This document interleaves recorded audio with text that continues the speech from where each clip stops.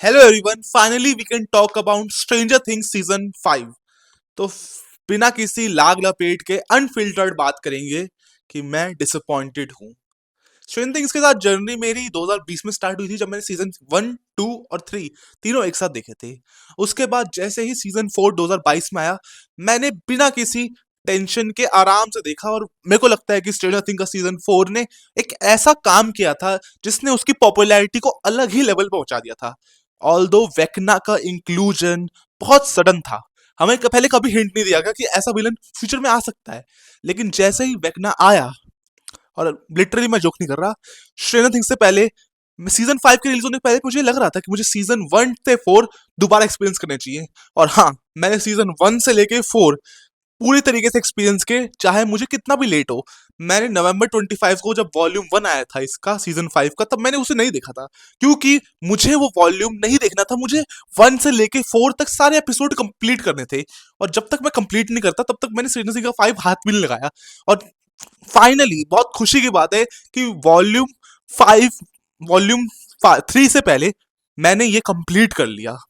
मैं बहुत ही ज्यादा खुश हूं कि मैंने ये पूरी जर्नी बहुत इंजॉय करी। और मैं बोलूंगा कि सीजन 3 मेरे लिए काफी पीक चला गया था, जब पूरे एक टेंस माहौल में वो गाना आता है और नैन्सी और डस्टिन की एक अलग ही केमिस्ट्री देखने को मिलती है। तो वो चीज भी पूरे सीजन ऑल दो चलती रहती है कि नैन्सी एग्जिस्ट करती है, नहीं करती। सूजी, सॉरी, मैं नैन्सी बोल गया, सूजी। सूजी एग्जिस्ट करती है, नहीं करती है। लेकिन सीजन 5 में तो सूजी का कोई नामो निशान भी नहीं था। क्रोनोलॉजिकल बात करें तो सीजन 5 की शुरुआत ही होती है हॉकविंस से। और कैसे हॉकविंस में पूरा का पूरा शहर में मिलिट्री ने कब्जा कर लिया है। मिलिट्री लोगों को बाहर नहीं जाने देती, लोगों को अंदर नहीं आने देती, बहुत ज्यादा रिस्ट्रिक्शंस है। और 11 ट्रेनिंग कर रही है वेगना से लड़ने के लिए। लेकिन ये पूरी सीरीज जिस हिसाब से चल रही थी, मुझे लग रहा था कि यहाँ पे बहुत सारे फ्लॉज दिख रहे थे, मुझे बहुत विजिबली बहुत सारे फ्लॉज थे। और पूरा का पूरा सीजन ही मुझे काइंड ऑफ लगा कि दो मोमेंट्स को छोड़ दो, दो मोमेंट्स जो मैं आगे बताऊंगा, उसके अलावा पूरा का पूरा सीजन काफी फ्लैट लगा। असली बात तो ये है कि इस सीजन में वो बात ही नहीं थी, क्योंकि ये पैटर्न ब्रेक करता है। और अगर आप कभी भी एक एग्जिस्टिंग पैटर्न से अलग हटके जाओगे, तो या तो वो बहुत अच्छा हो जाएगा, या तो बहुत ही खराब होगा। और इसका बिल्कुल बहुत खराब रिजल्ट मेरे को देखने को मिल रहा है कि ऑडियंस भी इससे इतना खुश नहीं है। जिसकी सबसे बड़ी वजह तो मुझे लगती है कि सीजन 1, 2, 3, 4 में एक हॉरर, एक जो सीजन 3 में हॉरर कम हो गया था, थोड़ा टीन ड्रामा पे चले गए थे, सीजन 4 में हॉरर वापस आया और लोगों एकदम डर गए वैकना को देख के। जिस तरीके से वैकना ने लोगों को ब्रूटली मारा, चाहे वो अपनी कृषि हो, चाहे अपने एडी मेंसिन का सेक्रीफाइस हो, वो सारी चीजें देख के हम बहुत ज्यादा चौंक गए थे कि सीजन 4 इज वेरी डार्क। लेकिन सीजन 5 में एक भी ऐसा कैरेक्टर मुझे याद नहीं है जिसकी डेथ से मुझे पर्सनली कुछ फर्क पड़ा हो। मतलब कि उन्होंने सारे कैरेक्टर्स को कहीं ना कहीं बचा भी लिया। हम मैं चाहता था कि इस सीरीज को और थोड़ा डार्क बनाया जाए, वेकना को थोड़ा पावरफुल दिखाया जाए, ताकि जब हमारी टप्पू सेना यानी कि अपनी हॉकविंस की गैंग उन्हें वापस जवाब दे। जैसे कि हमारे हॉपर, जो सीजन फिनाले में बिल्कुल गायब से दिखे। उन्होंने, भले ही उन्होंने बाहर का काम संभाला था, लेकिन वो द अबिस जिस जगह वो बोला गया वहां पे गई नहीं कभी। और एक और बात है कि मेरे को लगता है कि सीजन 5 के जितने भी पीक मोमेंट्स थे, वो बहुत ही कम थे मेरे हिसाब से। सबसे पहला मोमेंट तो तभी आया जब पहली बार हमें वेकना दिखाया जाता सीजन 5 में, और वो बिल्कुल थानोस लेवल एंट्री थी। वैसी एंट्री मैंने एक्सपेक्ट नहीं करी थी। लोगों को लग रहा था कि वो मिलिट्री के कब्जे में है, लेकिन वो तो कुछ अलग ही प्लानिंग कर रहा था। और मैं बोलूंगा कि वेकना के एक्टर ने काफी अच्छी परफॉर्मेंस दिखाई, जिस परफॉर्मेंस को सीजन 5 में हम ज्यादा देख पाते, क्योंकि सीजन 5 में उनका मेकअप वाला जो लुक है वो अंडर द रैप रखा गया था। और ज्यादातर वो जब एक इमेजिनेशन दुनिया में जाते हैं, बच्चों के साथ रहते हैं, तब उन्हें हमें एक ईवल साइड भी और एक नॉर्मल पर्सन वाली साइड दोनों चीज दिखाई गई। जो चीज मुझे एक तरीके से अच्छी लगी कि हमें उस एक्टर का परफॉर्मेंस देखने को मिला। एक और बात है कि क्या हमें हॉली का कैरेक्टर पसंद आया, डेरिक का कैरेक्टर पसंद आया, तो हाँ, हॉली, डेरिक, विल की स्पीच भी मुझे अच्छी लगी। थोड़ी फोर्सफुल थी, लेकिन ये चीज बहुत टाइम से 4 सीजन से सेटअप हो रही थी, और इस स्पीच का आना बहुत जरूरी था। आई डोंट माइंड दैट, वो चीज भी बड़ी थी, लेकिन विल को जिस हिसाब से यूज कर सकते थे, मेरे को लग रहा था कि विल का और ज्यादा बेटर यूज कर सकते थे फिनाले में, वो भी नहीं हुआ। और जितने भी डेमो गॉर्गन्स थे, जो बैट्स, डेमो बैट्स थे, डेमो डॉग्स थे, वो सारे के सारे गायब हो गए।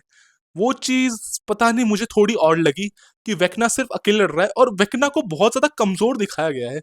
लिटरली डेरिक उसे बहुत कुछ बोल देता है, जिसको वायरल मूवमेंट्स बन गए। तो मुझे लगा कि डेरिक एक बहुत ही बैडस करेक्टर आया, लेकिन वेकना अपना हेनरी क्रील बहुत ज्यादा वीक दिखा, बहुत ज्यादा नर्फ कर दिया। और इस बात से मुझे बहुत डिसअपॉइंटमेंट है।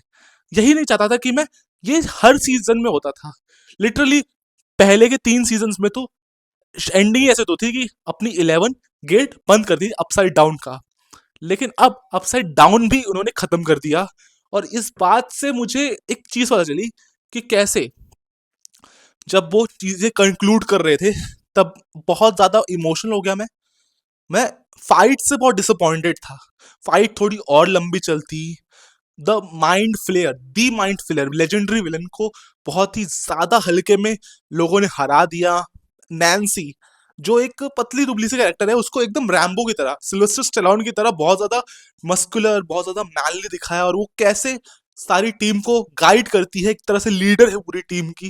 That was very very exciting to see. लेकिन जिस हिसाब से उसे प्लॉट आर्मर था, मतलब हर कैरेक्टर को प्लॉट आर्मर था, एक भी ऐसा कैरेक्टर नहीं था जो मरने वाला था। ऐसा लगता भी नहीं कि रिस्क में है। एक दो मोमेंट्स थे जब ब्रिज से अपना, जब टावर से अपना स्टीव, जो मेरा फेवरेट कैरेक्टर में से एक है, वो जब गिरता है तब लगता है कि भाई अब स्टीव जाने वाला है, लेकिन जोनाथन उसे बचा लेता है। और स्टीव का एक कैरेक्टर आर्क भी हम देखें तो एक बेबी सिटर से एक कोच, तो हाँ, ये चीज भी काइंड ऑफ फोरशैडो हो गई थी पहले ही। और अब हम देख सकते हैं कि हर कोई अपनी अलग जर्नी पे निकल चुका है। और बेसिकली उन्होंने एक हिंट दे दिया है कि अब आगे 5 साल 10 साल बाद कभी एक रीयूनियन होगा, जो हॉलीवुड में बहुत कॉमन है। लिटरली कुछ दिनों पहले ही रॉबर्ट डाउनी जूनियर के अवेंजर्स डूम्सडे के बार बार टीजर आए जा रहे हैं, जिससे हमें पता चलेगा कि रॉबर्ट डाउनी जूनियर का एक नॉस्टैल्जिया हम रीलिव करेंगे अवेंजर्स डूम्सडे में। तो वैसे ही ये पूरी गैंग वापस आएगी, जो 10 साल बाद आ सकती है, 5 साल बाद आ सकती है, लेकिन जब भी वापस आएगी तो इस चीज को यूज किया जाएगा। वो कहानी को, जो थ्योरी हमें अपना माइक बताता है, वो थ्योरी बहुत सटीक बैठती है। और आगे जाके 11 वापस आ सकती है, लेकिन जब वो वापस आएगी तो वो बहुत ही लेजेंडरी मोमेंट होगा। लेकिन वो टाइम जब आएगा वो 10 साल 5 साल बाद ही आएगा, क्योंकि ऐसा हमने बहुत सारे फ्रेंचाइज में देखा है। चाहे वो अपनी जुरासिक पार्क हो, चाहे वो अपनी मार्वल हो, सब में ये कैरेक्टर्स, वुल्वरीन जिसका एकदम इमोशनल सेंड ऑफ दिया था द लोगन फिल्म में, उसके बाद उसको भी वापस ले गया डेडपूल और वुल्वरीन में। हाँ, तो डेडपूल वुल्वरीन से आता है उसका डेथ से शॉन लिवाय।